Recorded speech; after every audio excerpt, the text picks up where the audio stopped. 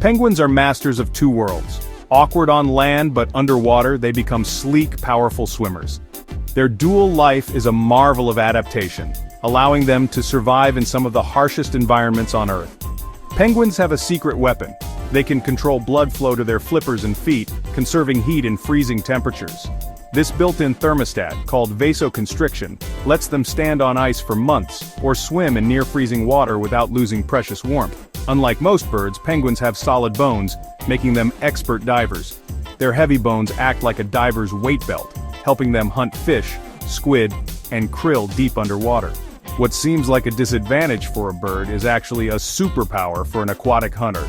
These adaptations connect all penguin species, but the king penguin and emperor penguin stand out as the most iconic. At first glance, they look like royalty from the same family, but they rule very different kingdoms. Their homes, lifestyles, and parenting methods are unique.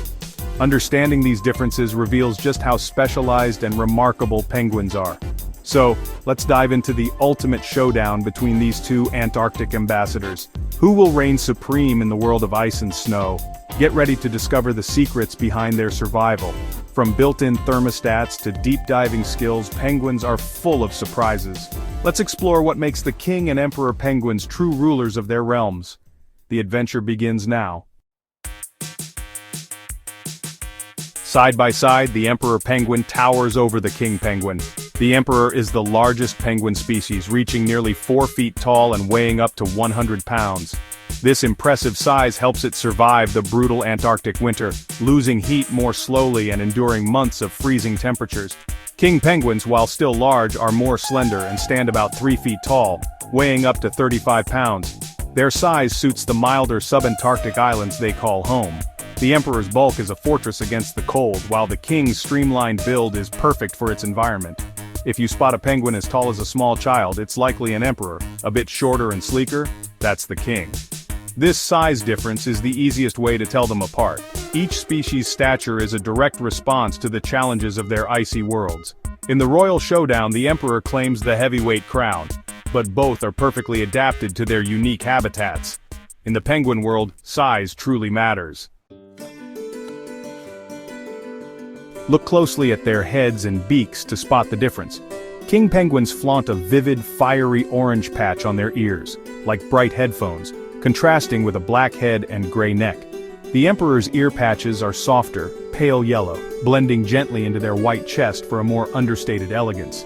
These color patterns aren't just for show, they help attract mates and signal health. The beaks tell another story. The king's is long, slender, and gently curved, with a striking orange plate running along the lower mandible. The emperor's beak is shorter, thicker, and its colored plate is less extensive, usually pink, lilac, or orange, but more subtle. Spot a long, bright orange slash on the beak? That's the king. The emperor's beak is more reserved, matching its regal, understated look. These visual cues are key for identification in the wild. Color and shape aren't just beautiful, they're essential for survival and social life. Next time you see a penguin, check the head and beak for these royal signatures. The king is bold and flashy, the emperor quietly majestic. Their looks are as unique as their lifestyles. That's how you tell a king from an emperor. King and emperor penguins rule very different realms. Kings live on subantarctic islands, places like South Georgia and the Falklands, where grassy slopes and rocky beaches replace endless ice. Their colonies are massive, noisy cities, with hundreds of thousands of birds packed together on solid ground. Open water is always nearby, making foraging easier year-round. Emperors, in contrast, are true Antarctic specialists. They breed on fast ice, stable sea ice attached to the continent, farther south than any other penguin. Their colonies are remote, silent, and exposed to the harshest cold and darkness on Earth. The stable ice is their nursery, but it's a risky choice. If it breaks up too soon, disaster strikes. Kings are islanders, emperors are ice dwellers. Their habitats shape everything about their lives, from breeding to survival. The king's world is crowded and lively, the emperor's is desolate and extreme. Two kingdoms, both cold but worlds apart. Where they live defines who they are. King penguins nest on solid ground, rocky, muddy beaches with a touch of green in summer. Their colonies are dense, noisy, and permanent, with each pair defending a tiny patch of land. The ground is often muddy and pungent, but it's the smell of life in a bustling penguin metropolis. Chicks find shelter among tussock grasses and the colony is a constant flurry of activity. In stark contrast, emperor penguins breed on a shifting platform of sea ice, flat, white, and silent. There's no rock, no vegetation, just a frozen world that may vanish with the seasons. The ice must last through the entire breeding season. If it melts too soon, the colony fails. Emperors don't defend territory, they huddle together for warmth, forming a living shield against the Antarctic wind. Their home is temporary, melting away each year, forcing them to be nomads of the ice. Kings have a permanent address. Emperors return to a place that exists only part of the year. The difference in their homes shapes their social lives and survival strategies. One thrives in chaos and crowding, the other in silence and cooperation. The king's world is muddy and loud, the emperor's icy and still.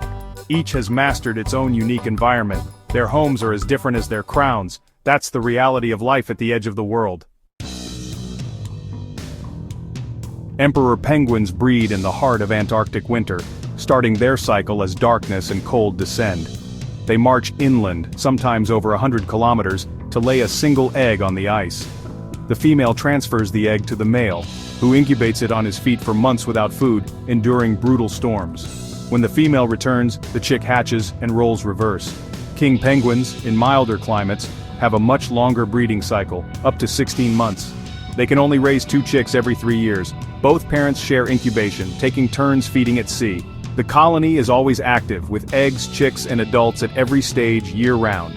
King chicks, called oakum boys, are brown and fluffy, often mistaken for a different species. The emperor's breeding is a synchronized, high-stakes race. The king's is a marathon of patience. Emperor penguins rely on teamwork. Males huddle in tight groups to survive the winter, sharing warmth and rotating positions. When the female returns, she feeds the chick, and the male finally heads to sea to eat. Chicks form their own huddles, or creches, for warmth and safety while parents forage. The entire colony works together, focused on survival in an impossible environment. King penguins, with easier access to food, are more territorial. Each pair defends a small patch of ground, leading to constant squabbles. Chicks also form creches, but mainly for protection from predators, not warmth. Parents identify their chick by its call amid the chaos. King family life is long and drawn out, with chicks dependent for over a year. Emperor life is a synchronized sprint, king life is a year-round drama. 2 strategies, both perfectly tuned to their worlds. Both species are expert divers, but their hunting styles differ. King penguins are marathon foragers, diving over 100 meters for lanternfish and squid, sometimes traveling hundreds of kilometers. Their streamlined bodies and powerful flippers make them efficient hunters, feeding chicks high-energy meals.